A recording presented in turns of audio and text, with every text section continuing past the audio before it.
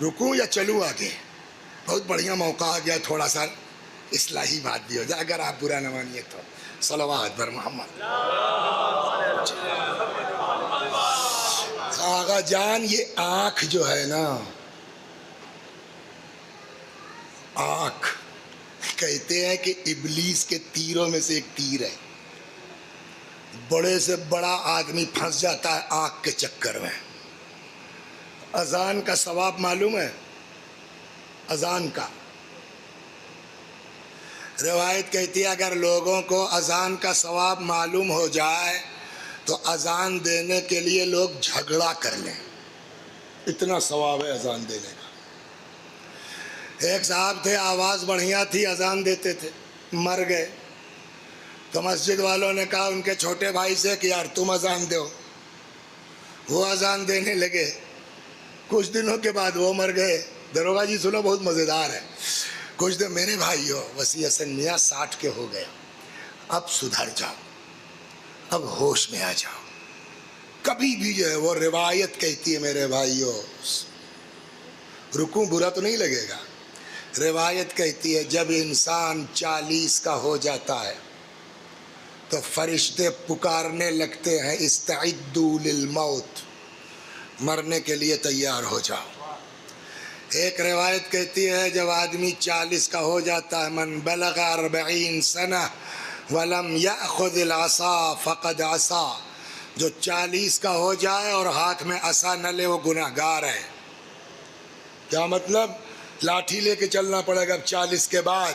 امام خمینی رضوان اللہ علیہ فرماتے ہیں کہ نہیں، اس حدیث کا مطلب یہ نہیں کہ 40 والا ڈنڈا لے کے چلے، اس حدیث کا مطلب ہے عصا کا یہاں عصائے احتیاط، مطلب بھیا بابو منا، اب وہ تم کل کے لونڈے نہیں رہ گئے ہو، اب 40 کے ہو گئے ہو، سینئر ہو گئے ہو، اب ذرا ہوش میں آ جاؤ۔ ہم آپ کیا ہیں سنیں گے؟ ایک آدمی آیا امام صادق علیہ السلام کی بارگاہ میں، دیکھا امام گریا کر رہے ہیں، سمجھا کچھ ہو گیا حادثہ، کہنے لگا مولا خیریت تو، رو کیوں رہے ہیں؟ حضرت نے کہا آج آئینہ دیکھ رہا تھا، اس میں کچھ بال پک گئے تھے، تو اس کو ہنسی آ گئی، کیا مولا بھی بال تو پک نہیں ہے، ایج ہوگی تو بال پکے گا۔ حضرت نے کہا نہ، یہ بال نہیں پکتا، یہ خدا کی طرف سے آواز ہے، جعفر صادق واپسی کے لیے تیار ہوئے کہ نہیں ہوئے؟ سمجھ گئے میرے؟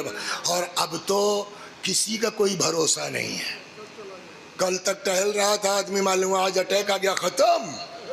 اس لیے دین کہتا ہے ہوش میں آ جاؤ، سنبھل جاؤ، خاص کر کے 40 کے بعد۔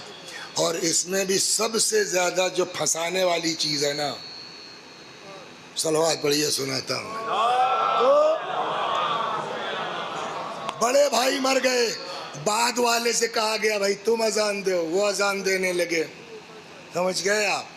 کچھ دنوں کے بعد وہ مر گئے، تیسرے بھائی کے پاس آئے مسجد والے، تم اذان دو، تو اس نے کہا ہم اذان نہیں دیں گے۔ تو انہوں نے کہا متولی صاحب نے کہ یار پیسہ بڑھا دیں گے، اب تو دکانوں کرایہ بڑھ گیا ہے مثلاً، حالانکہ دکان کا چاہے جتنا بڑھے، نہ مؤذن کا بڑھتا ہے نہ پیش نماز کا، صلوات ہے نا، دکان کا چاہے جتنا بڑھ جائے، اب بڑھ رہا ہے انشاءاللہ، تو یار ہم تمہارے پاس بڑھا دیں گے پیسہ۔ اس نے کہا چاہے جتنا بڑھا دو، ہم اذان نہ دیں گے۔ کہنے یار اتنا ثواب ہے اذان کا، کہنے سنو دو ہی بھائی ہمارے اذان کے چکر میں برباد ہو چکے ہیں۔ ہاں یہ دیکھیے، ہم سمجھتے ہیں کہ بڑا نیک کام کر رہے ہیں، سائیڈ ایفیکٹ پر ہماری توجہ نہیں ہے۔ کیسا کیسے؟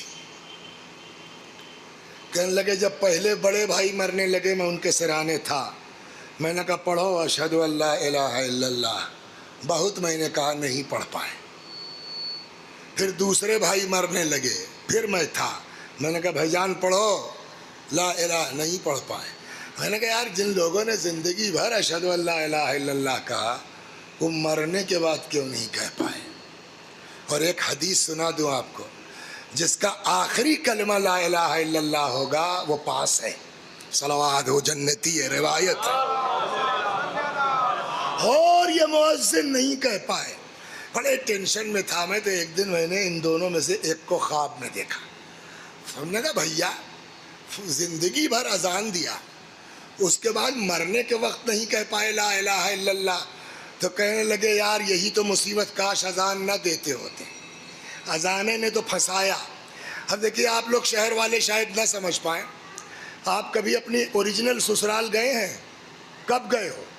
یہ بننے کے بعد مسجد یا پرانی مسجد دیکھی تھی؟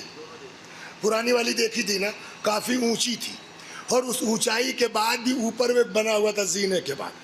تو عام طور پر پرانے زمانے میں جو مسجدیں ہوتی تھی وہ پہلے خود اونچائی پہ ہوتی تھی، اور اس پر ایک اونچی جگہ بنائی جاتی تھی اذان دینے کے لیے. گلدستہ اذان کہتے تھے اس کو، یا عربی میں معزنہ کہتے ہیں اس کو. تو اب اس زمانے میں اتنی بھیڑ تو ہوتی نہیں تھی، لوگوں کے عام طور پر بڑے مکان ہوتے تھے، آنگن واگن بھی ہوتے تھے. تو جب کوئی اس اذان پر چڑھے گا تو ان کا بھی آنگن دکھ رہا ہے، ان کا بھی آنگن دکھ رہا ہے. اب ممبر کا ادب مانے ہے، حالانکہ اتنی احتیاط کے بعد لوگ اعتراض کر دیتے ہیں کیا کہیں گے، سمجھ گئے؟ ہاں ایک میں نے روایت پڑھ دی، صلوات در محمد سنیے آپ. ایک روایت ہم نے پڑھ دی، امام سجاد علیہ السلام کا زمانہ تھا، ان کے اخلاق اور اس پر. کبھی آج ہم لوگ موٹر سائیکل چلاتے ہیں تو پاس لینے کے لیے ہارن بجاتے ہیں. اس زمانے میں جب ہارن نہیں تھا تب کیسے ہوتا تھا؟ تو تاریخ کہتی ہے کہ لوگ چلاتے تھے الطریق الطریق، مطلب ہٹ جاؤ، راستہ دے دو. امام سجاد کے لیے روایت میں ہے کہ انہوں نے زندگی میں کبھی یہ آواز نہیں لگائی. فرماتے تھے راستہ سب کے لیے ہے، میں کسی کو ہٹا کے آگے نہیں بڑھوں گا. اس میں کہیں سے یہ بات آتی ہے کہ ہارن نہ بجائیے؟ اب یہ مجلس ہو گئی، اب اس پہ تبصرہ شروع ہوا. تو مولانا صاحب یہ بتائیں تو کیا اس وقت موٹر سائیکل سے ہارن نہ بجائے؟ ارے یار اس وقت سے کیا، میں امام کا اخلاق بتا رہا ہوں. میں نے یہ کب کہا کہ آپ موٹر سائیکل کا ہارن نہ بجائیے؟ زمانے کے اعتبار سے حالات بدلتے ہیں. صلوات در محمد سمجھ گیا؟ اور صلوات در محمد و آل. تو کہنے لگے کہ پھر ہم اذان دیتے تھے، تو جب اذان پہ گلدستہ اذان پہ چڑھتے تھے تو دو چار گھر جو اگل بغل ہے ان کا آنگن دکھتا تھا نا، بس. اب اس سے آگے میں نہیں تو پھر تبصرہ کریں گے، منبر پر اس طرح کی باتیں پڑھتے ہیں.